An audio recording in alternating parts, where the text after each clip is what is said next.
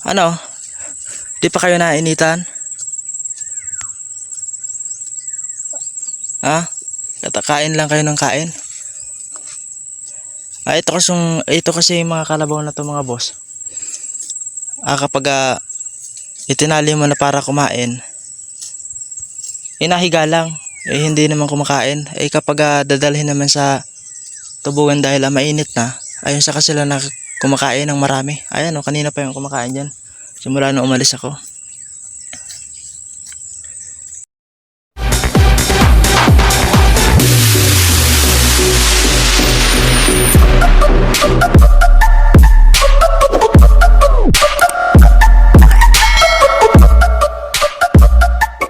So yun, what's up mga boss? Ayan, magandang umaga po sa ating lahat. Ayan, at sa wakas mga boss, bigyan din tayo ng oras para yan, naalagaan nyo naman yung kalabaw. Tayo naman yung magdadala doon sa tubugan. Ayan, ito yung anak ko. Andito na naman sa tanim na kamuting kahoy. Balik ka doon. Ayan, alisin ko na para makapunta na sila doon sa inuman ng tubig. Baka kasi abutan ng may-ari yung kalabaw andun sa kamuting kahoy. Magagalit yun. Baka patakasin naman yung kalabaw.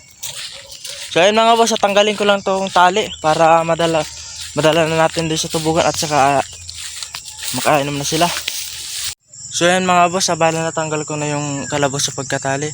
Ang kaso nung pababa na kami, ayaw lumakad yung kalabaw kasi yun, huminto siya sa may makakain na mga ayan, yung magagandang klase na damo.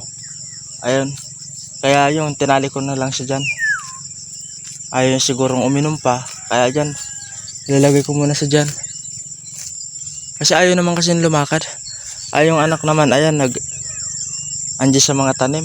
As kinakain yung dahon ng saging. Baka abutan niya ng may-ari. Ayan, mapagalitan, baka tanggalin sa pagkatali yung kalabaw. Yun, hanapin na naman namin kung saan. Uy, bumalik ka dun sa ano? Bumalik ka. Oh, tingnan niyo naman oh. Doon siya na si mama mo.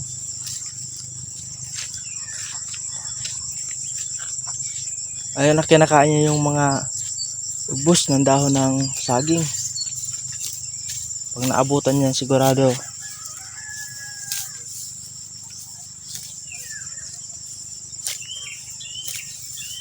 Ano, bale, babalikan ko na lang kayo mamaya, ha?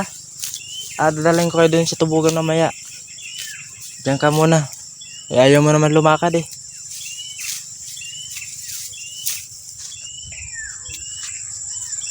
Oh, ikaw naman. Huwag kayong pupuntingin sa mga tanim ha. Baka maabutan ka ng may-ari.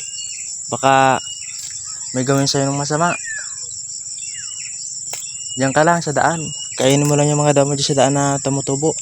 Pero yun sa tanim, huwag ka dyan sa tanim.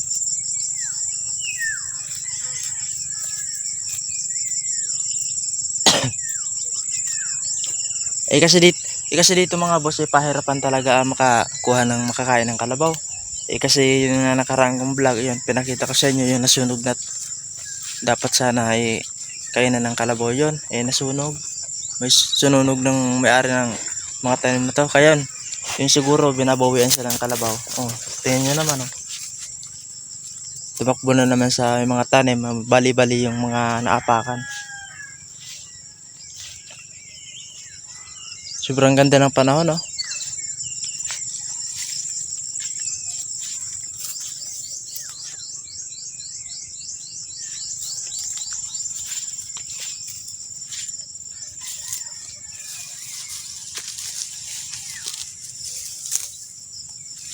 So yan muna mga boss, update ko na lang kayo mamaya kapag binalikan na natin to. Ayun, paano? Uuwi na muna ako. Update ko na lang kayo mamaya. Abangan nyo. Bye-bye. Ayun mga boss, ito na, nagbabalik na tayo. Makalipas ang halos 50 minutes na pag lalakad ko papunta dito. Ayun, andito na tayo sa natalian natin ng kalabaw.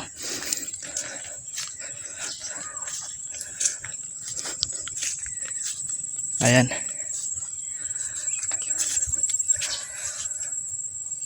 Inutusan ko yung kapatid ko na siya na ang magpatubog ng kalabaw. Ang kaso pagdating ko dito ay wala. Ay sabi ko, asasamahan ko na lang siya. Saan kaya pumunta yun? Ano? Di pa kayo nainitan? Ha? Kain lang kayo ng kain? Ito kasi yung mga kalabaw na to mga boss. Kapag itinali mo na para kumain, inahiga lang. Hindi naman kumakain. Kapag dadalhin naman sa tubugan dahil mainit na, ayun saka sila na kumakain ng marami. Ayan o, kanina pa yung kumakain dyan. Simula nung umalis ako. Napakaganda talaga ng panahon ngayon mga boss. Pero sa ibang lugar, nabaha. Buti dito sa amin ay hindi. Kawawa naman yung mga binaha doon. Ano, dalhin ko na kayo doon?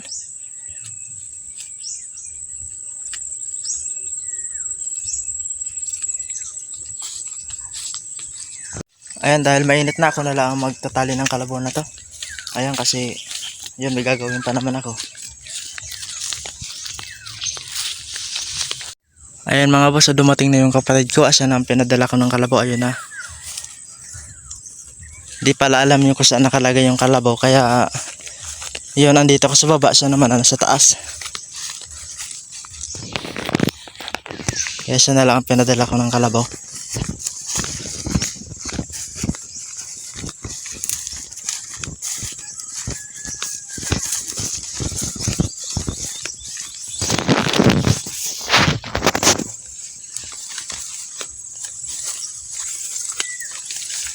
Dito na kayo mga boss dumadaan. Hindi na doon sa dati kasi mas madali dito dumaan.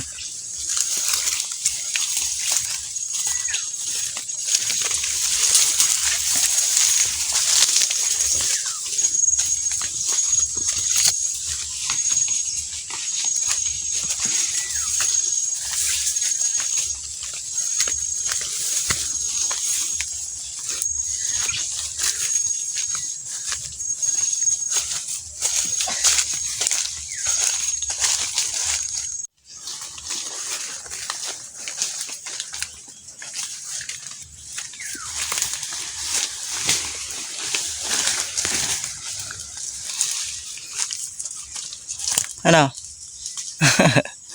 Napatingin yung kalabaw na nakita niya siguro na nag-vlog ako. Kaya tumingin. Nagpa-cute ba? Diba mga boss, ang dali dito dumaan. Ayan, pagkababa mo lang, ayan na makikita mo na yung pinaliliguan nila.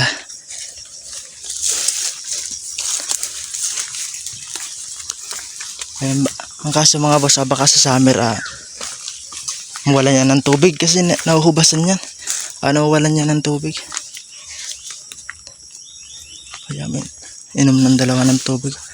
Ito yung gagawin ng anak niyan. Ayun yung iniinuman ng kanyang inayon. Ay naarapakan.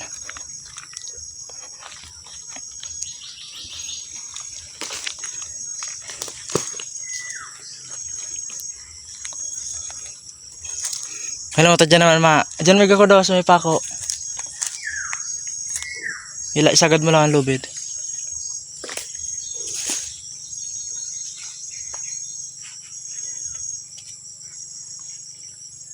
Hugot-hugot itong hugot-hugot. Suros-suros lang.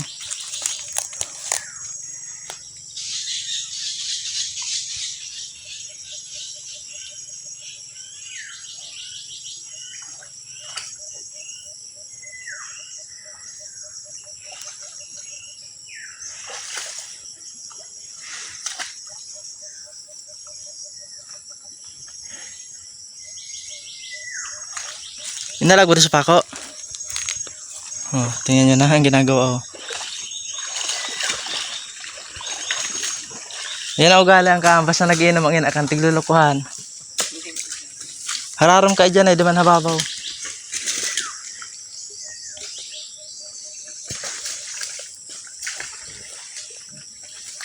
Uduan, dyan ang uduan ka nga daw. Uduan ang kaan. O kaihian. Ito yung anak ko.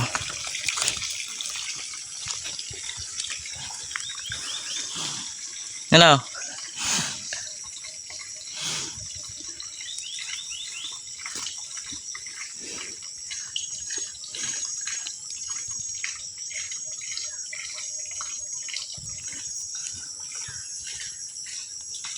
Di na mahubadaan? Ba't mahubad naman an? Ayan na dito siya naligo kasi malalim dyan. Doon kasi sa pinaligo ng kanyang ina yun. Bababaw lang.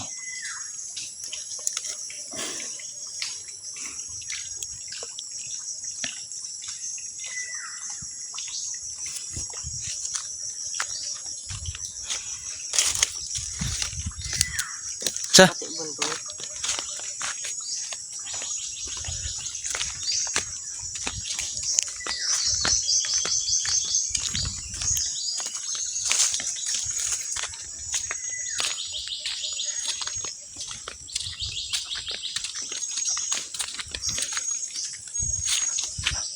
Ayun, mamayang hapon, kukunin natin yan, dadala natin doon sa taas naman. Ayun mga boss, nadala natin yung kalabaw sa pinapaliguan nila at saka nakainom na din sila. Kaya yun, pwede na natin silang iwan. Dahil pag nandun naman sila, ay wala naman silang ginagawa kundi matulog, uminom ng tubig at saka maligo lang. Maraming salamat po pala sa mga solid na supporters ko dyan. Maraming salamat po sa inyo. Mag-iingat po kayo lagi. Ayan. Abangan nyo ulit mga boss ang susunod kong vlog. Di ko pa alam kung anong klase o kailan ako mag-vlog. Pero abangan nyo. Ayan, mag-iingat po kayo lagi. Hanggang dito na lang. Bye bye.